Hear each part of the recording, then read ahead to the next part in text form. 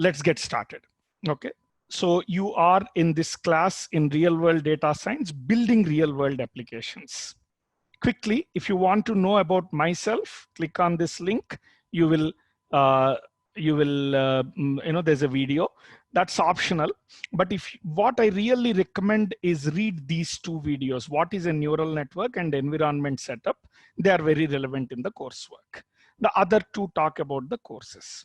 I added a new slide today to talk about this course in a different angle. See, data science can be taken up in three different ways.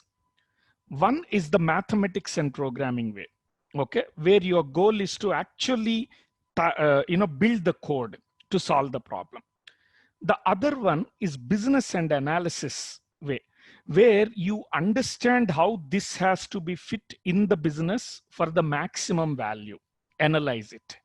And the third one is functional alignment way, where you relate it to, let's say, manufacturing or a healthcare or a supply chain, some of those domains. So the idea is anyone can be a data scientist, whether you approach it from mathematics way, business way, or functional way. This course introduces you to all three methods, and then you pick whichever way you want and you specialize in that. Okay. So by the way, those who joined this week, to ensure that the audio noise doesn't disturb others, we are not going to allow you to talk. If you have questions, type it in the chat room. I will answer all the questions before I leave the class. So I promise you, I will answer all the questions. Just go ahead and answer in the type in the chat room. Okay. So now, however, this green colored one, we are at this part. The course is designed such that you can join at any part in the thing, and they are all independent of each other, so it doesn't really hurt. So today we are here, and those who joined today will go through this whole segment. Those who joined here will complete here. Right? We are in the business and analysis part. Let's now talk about understanding the problem from a business sense. See, whenever you are given a data science problem, you have to first ask yourself certain questions. Okay. 95% of the cases when I see in real world, people don't do this work. And that is the reason why data science projects fail. See, very rarely programming and mathematics are a reason for a data science project to fail. Most of the times data science projects fail because the people who are executing them don't understand the business angle of the problem, and hence they don't align it for the business angle. Okay. So today I will teach you a framework, a set of questions that you need to ask to understand a data science problem. So let's start with the first question. Always ask, how are you currently solving it? So human managers have this very bad tendency to start expecting that any data science problem should get 100% accuracy. Okay.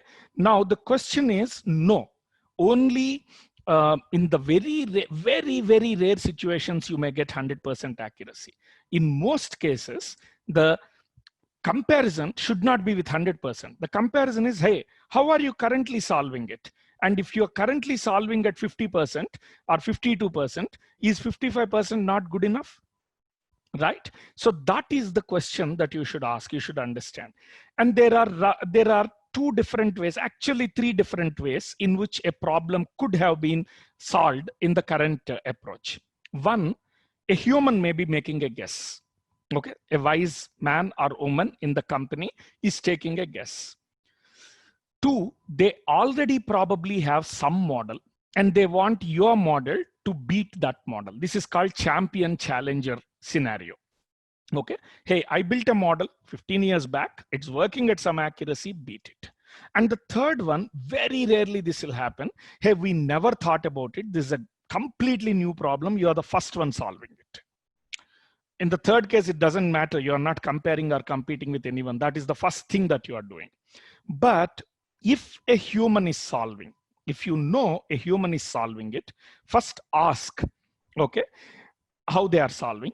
But the good news is, it may be hard to digest, but the good news is it's very easy to beat a human as far as the data is structured. What I mean is, if the data can be represented as numbers in a Excel, okay, various rows and various columns, if that is the kind of data, no human can beat even the simplest of the models, right?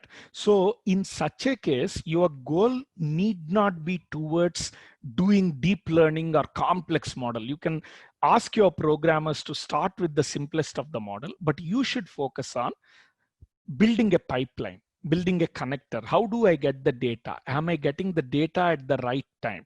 Am I putting it at the right place? Am I showing the results at the right time to the right people?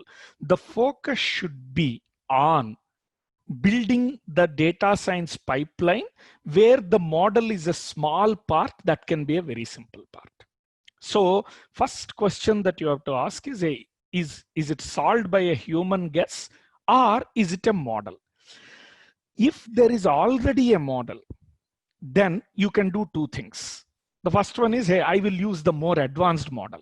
And that is what most amateurs do.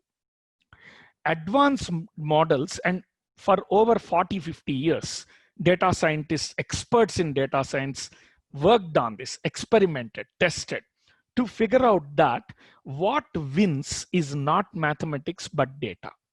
So very rarely, there is only a 20% chance that building a complicated model actually makes the modeling better. Most of the times, building more data makes it better. Give more data to the system, not more mathematics to the system. I was working with a company, a telecom company. Okay, the telecom company, essentially, the question they asked is, please help us find out people who will churn out. Churn out is, they will actually leave the company and move to some other company. And they had a specific model. And they said, hey, beat this model. And believe it or not, I asked them, hey, how many attributes you have? They said, we will give you around 1,000 attributes, which we created over past 10 years. But in the past 10 years, we did a lot of discussions, functional talks, etc., to identify the 25 attributes from these 1,000 that are really, really important.